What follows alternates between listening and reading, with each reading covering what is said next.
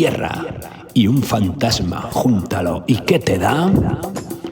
Barro y coco es el barroco, es el barroco, barro y coco es el barroco, es el barroco, es el siglo XVII, es el barroco, es el barroco, es el siglo XVII, es el barroco, es el barroco. Renacimiento. Renacimiento y barroco, renacimiento y barroco, renacimiento y barroco. Es el siglo de oro, es el siglo de oro. El renacimiento y el barroco es el siglo de oro, siglo de oro. El renacimiento y el barroco es el siglo de oro, siglo de oro, siglo de oro, 16 y 17. Así que ya lo sabes, cuando se habla de siglo de oro de la literatura española, es en realidad un periodo que abarca 2 siglos, 16 y 17, Renacimiento y Barroco. Se llama siglo de oro porque ahí estamos los más cracks, los autores que lo petamos.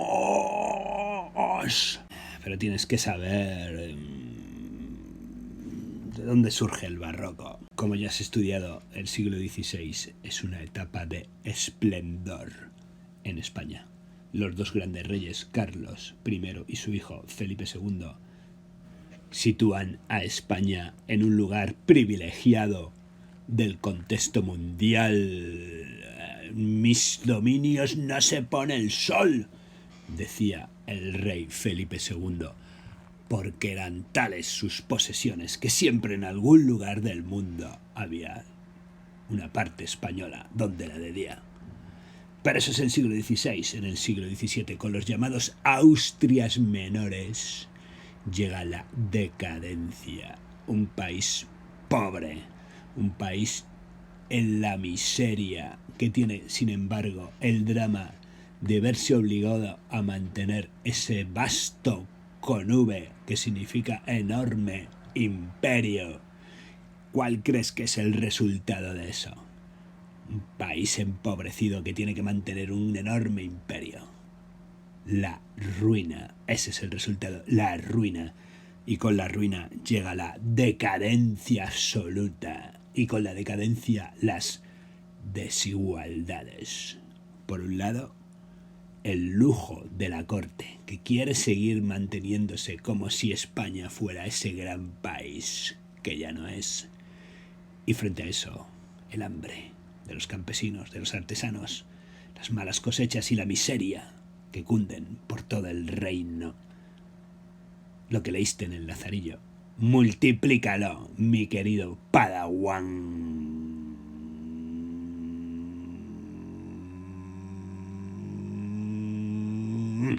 Llega el momento en que te tienes que preguntar ¿quién soy yo? Este que te habla. Flipa que te lo digo, me presento. Soy Francisco Quevedo. Ten mucho cuidado conmigo, con la pluma, con la espada. Si tú eres mi enemigo, ten seguro que te humillo. Con Francisco de Quevedo no te metas en peleas. Francisco de Quevedo y Villegas.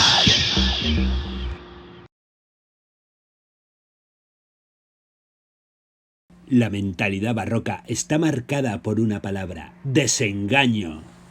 El Renacimiento había traído consigo la vitalidad, el optimismo del antropocentrismo, de esa visión nueva de la realidad. Pero la guerra, el hambre, la miseria, las desigualdades vienen a demostrar que ese mundo nuevo que parecía traer la mentalidad del Renacimiento no es posible. Todo es falso. La naturaleza que tanto había gustado a los renacentistas deja de ser un hogar, un cobijo para el hombre. Así que es preciso construir una realidad nueva que, por supuesto, va a ser lo más artificial posible. ¿Qué quiere decir artificial? quiere decir que tiene artificio, es decir, que es lo contrario a lo natural. De ahí que las obras literarias del barroco sean pretendidamente extrañas, difíciles y complicadas. Esta visión desengañada hace que se dude de todo. El ser humano, que era antes la medida de todas las cosas, ahora inspira desconfianza. Como dice el filósofo Hobbes, el hombre es un lobo para el hombre. La vida se entiende simplemente como un tránsito hacia la muerte, pero esto no se entiende ni mucho menos de manera positiva. No es un consuelo. Se querría disfrutar en esta tierra, pero no es posible porque el mundo es cruel e injusto. Así pues, no consuela la vida eterna, ni gusta la vida terrenal. La sensación que se tiene es que la vida es un sueño, algo irreal y fugaz que pasa muy rápidamente. Como yo mismo dije, el tiempo nos lleva de la cuna a la sepultura. Vivir es ir muriendo cada día. Esto crea la sensación de que estamos viviendo una ficción, una representación teatral. Dios es el autor, los hombres, sus actores, que representan el papel que les ha tocado vivir en suerte. No hay libertad, por lo tanto. De esa melancolía, de esa ansiedad, de esa angustia y de esa desgana ante la vida, desgana o hastío vital, surge el barroco. Que sepas que la palabra viene del portugués barroco, que significa perla de forma irregular. ¡Oh, vaya panorama! ¡Vaya panorama! Como dijo algún genio, esta vida es un sueño, un sueño. Y ese genio fue Calderón de la Barca, Oreja de Van Gogh, que deberías saberlo. La vida es sueño de Calderón de la Barca, una de las obras más importantes del teatro barroco español. Anda, que ya te vale Cer, DJ Cer, qué afán de protagonismo, chaval.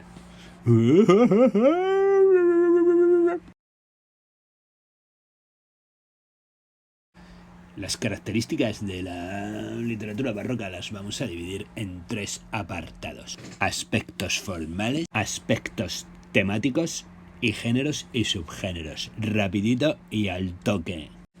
Con el panorama que te hemos pintado, ante un hombre desconcertado por la realidad en la que vive, ¿cómo crees que será la literatura barroca? Aspectos formales, ¿qué quiere decir cómo estará escrita? ¿Fácil o difícil? Difícil. Primera característica, por lo tanto, la complicación y el retorcimiento de formas y conceptos.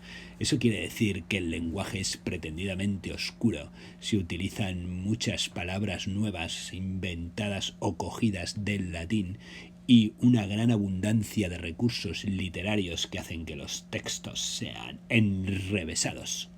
A esto se une también el gusto por los contrastes. Como el mundo es caótico, la literatura busca el contraste y así se mezcla la caricatura con la idealización, lo hermoso con lo feo, lo ideal con lo grotesco, lo vulgar con lo sublime.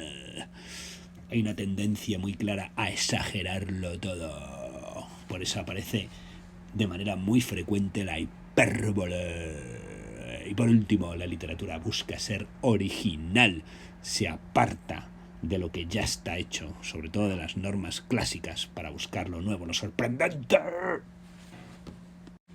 Vedo, que vedes un escritor y qué escritores. Empieza por la Q.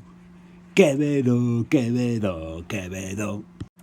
Qué canción tan imbécil. Vayamos con los temas, aspectos temáticos, temas.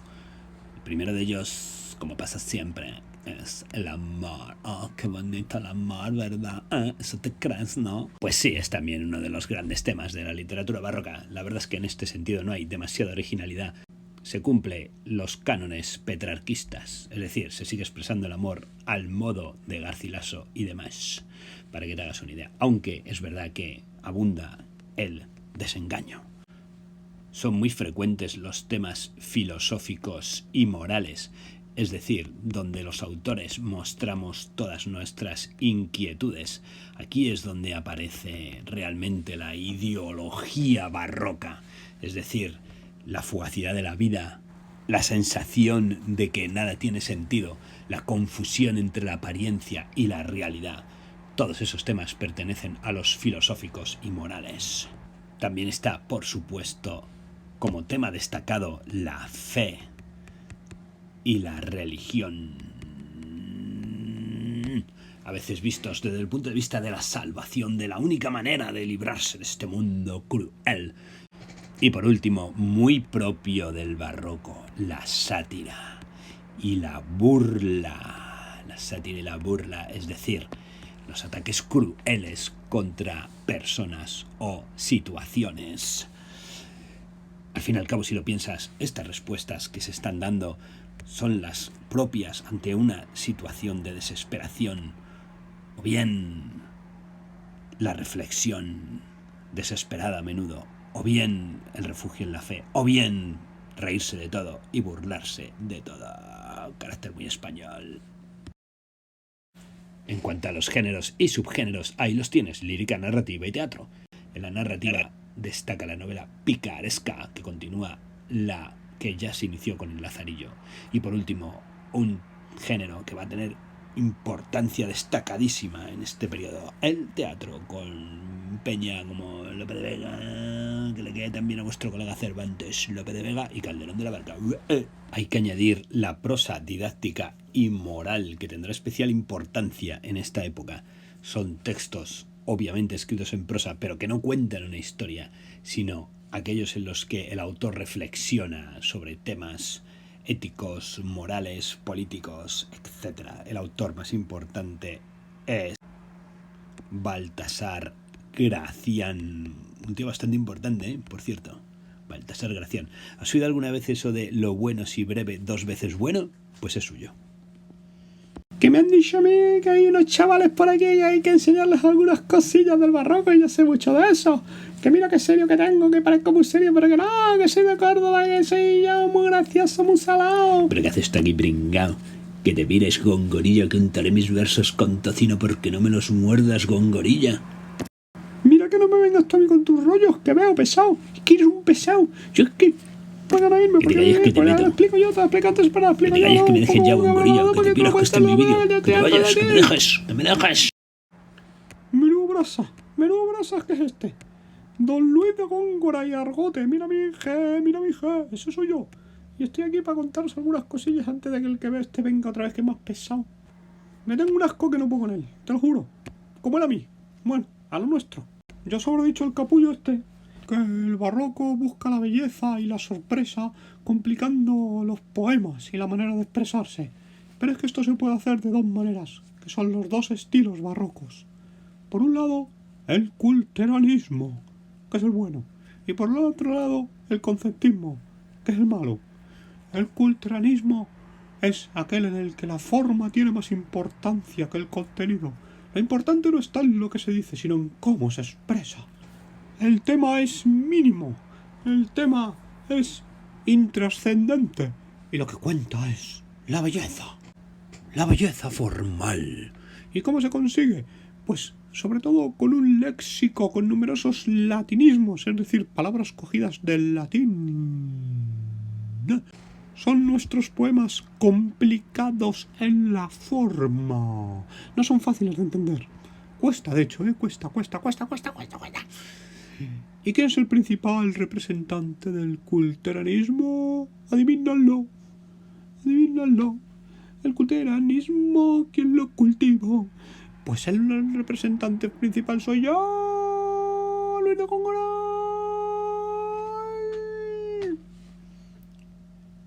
Por otro lado está el conceptismo, En el conceptismo, lo que prevalece es el contenido sobre la forma. Lo importante está en lo que se dice, en poder expresar muchas ideas con pocas palabras, sobre todo uniendo ingeniosamente diferentes ideas. Utiliza las palabras justas pero con mucho rigor, o eso es lo que ellos se piensan. Los autores se dirigen más a la inteligencia que a los sentidos, como ocurre en el culturalismo. ¿Vale? A ver si adivinas quién es su principal autor. Ese. Aquí te voy a dejar un cuadro que lo resume todo estupendamente. Pero no seas cutre, que no lo copies así tal cual. Hazlo bien. Bueno, ahí te lo dejo. Mira, lo ves. Está todo está ahí. Todo. Piensa que estos estilos, aunque se muestran como contrapuestos, en realidad no lo son tanto. Y que los autores nos movíamos de un lado para otro y sobre todo a menudo utilizábamos recursos de un lado y de otro según lo que nos convenía. Pues yo no me voy de aquí sin hablarte de la lírica barroca. La lírica barroca, ya que te lo han dicho antes, que hay dos tendencias. Por un lado está la lírica culta y por otro lado está la lírica popular. La lírica culta utiliza sobre todo el verso endecasílabo, especialmente el soneto y la combinación con el heptasílabo. Y en ella se tratan los temas elevados, el amor, los temas morales, filosóficos, la mitología, muy importante. Y por otro lado está la poesía en verso castellano, sobre todo el octosílabo, y dentro de ellos, el más importante, los romances. Y así es como surge lo que es el romancero nuevo, que son romances a la imitación de los que ya se hacían de manera anónima y popular en la Edad Media y que ahora los autores cultos imitamos. Esta poesía es de corte popular y tradicional, son poemas que se entienden bien. La mayoría de los autores no es que cultiven una de las dos poesías, de las dos líneas, sino que cultivan las dos, como yo. Barro y coco es el barroco, es el barroco, barro y coco es el barroco, es el barroco, es el siglo XVII, es el barroco, es el barroco, es el siglo XVII, es el barroco, es el barroco. Renacimiento. Renacimiento y barroco, renacimiento y barroco, renacimiento y barroco. Es el siglo de oro, es el siglo de oro. El renacimiento y el barroco es el siglo de oro, siglo de oro. El renacimiento y el barroco es el siglo de oro, siglo de oro, siglo de oro, 16 y 17.